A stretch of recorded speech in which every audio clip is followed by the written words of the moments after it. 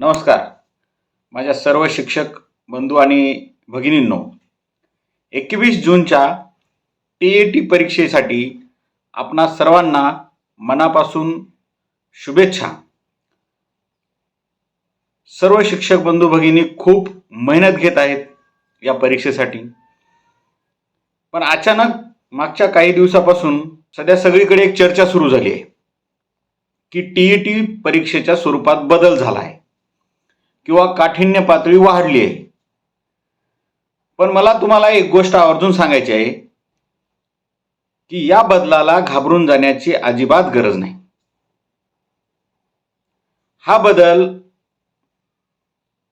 शिक्षकांना नापास करण्यासाठी नाही, तर आपल्यातील उत्तम शिक्षकाला सिद्ध करण्याची संधी देण्यासाठी आहे असं मला वाटतं. याकडे आपण थोडं पॉझिटिव्ह पाहिलं पाहिजे.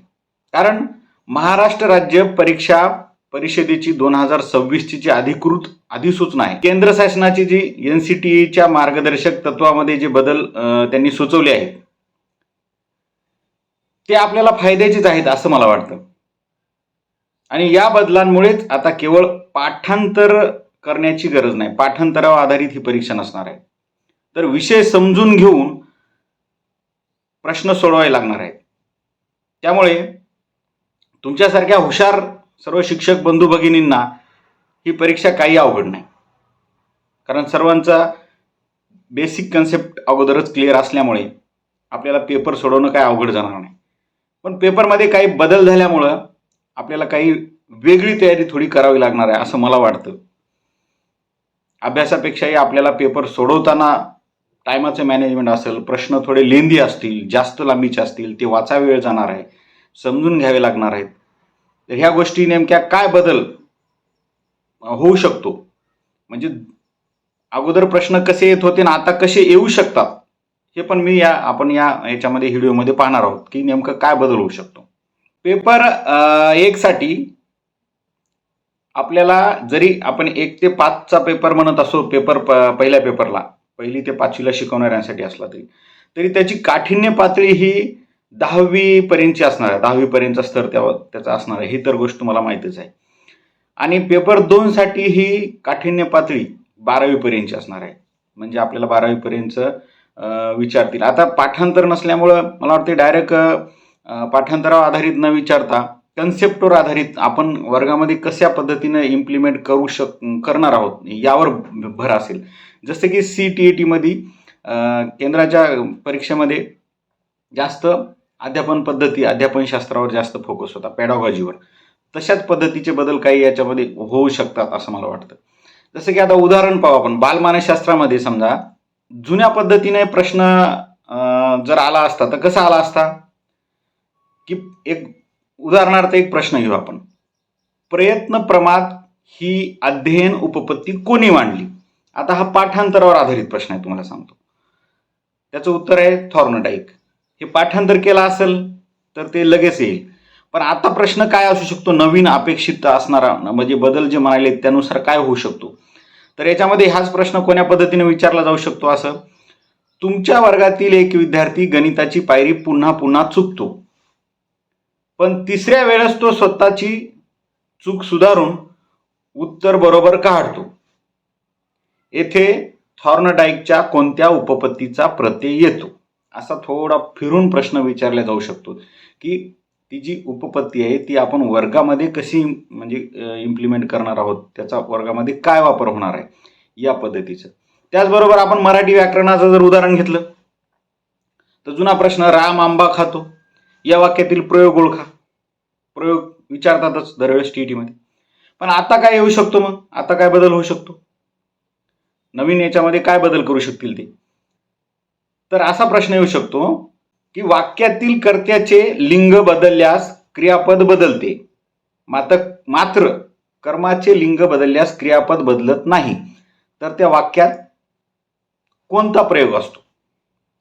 डायरेक्ट वाक्य देऊन त्याच्यातला प्रयोग ओळखण्यापेक्षा अशा पद्धतीनं आपल्याला मग प्रयोगाचे नियम माहीत पाहिजे. नियम माहीत असतील तर आपण इथं लगेच अंमलबजावणी करून हा प्रश्न सोडवू शकतो, बरोबर आहे की? म्हणजे इथं आपल्याला नियम माहीत असले की आपण त्याचा उपयोग प्रश्न सोडवण्यासाठी करू शकतो आणि प्रश्न आपण एकदम बरोबर सोडू शकतो. आता परिसर अभ्यासाचं पण तसंच होऊ शकतं. परिसर अभ्यास किंवा भूगोलामध्ये अगोदर जुन्या पद्धतीने प्रश्न कसा असायचा, महाराष्ट्रातील सर्वात जास्त पावसाचे ठिकाण कोणते उदाहरणार्थ. आता काय विचारू शकतील, कोकणात घाटावरच्या भागापेक्षा जास्त प्रमाणात पाऊस पडण्यामागे कोणते भौगोलिक घटक कारणीभूत आहेत.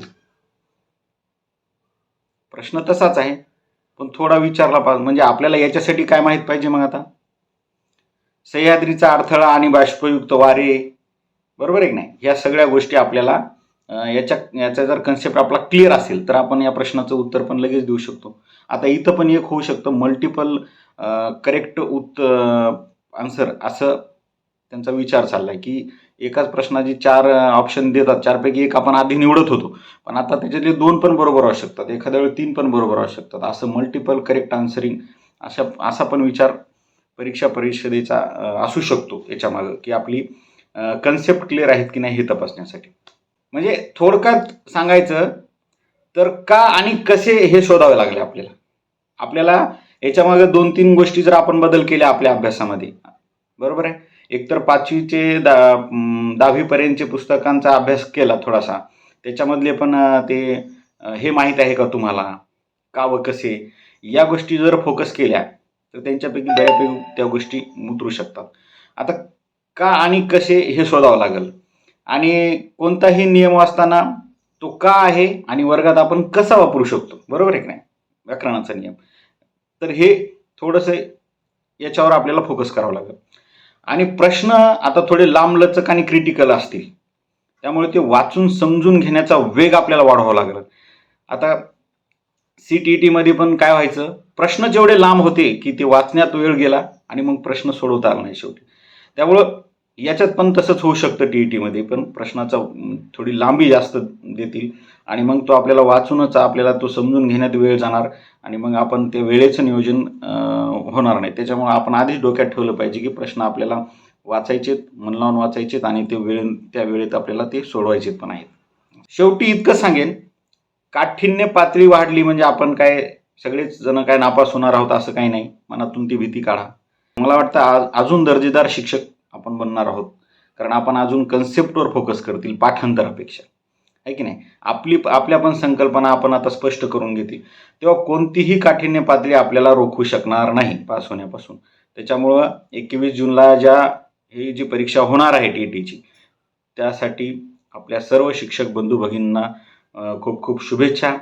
हा व्हिडिओ तुम्हाला थोडाफार जर युजफुल वाटला तर लाईक करा. जय हिंद. धन्यवाद.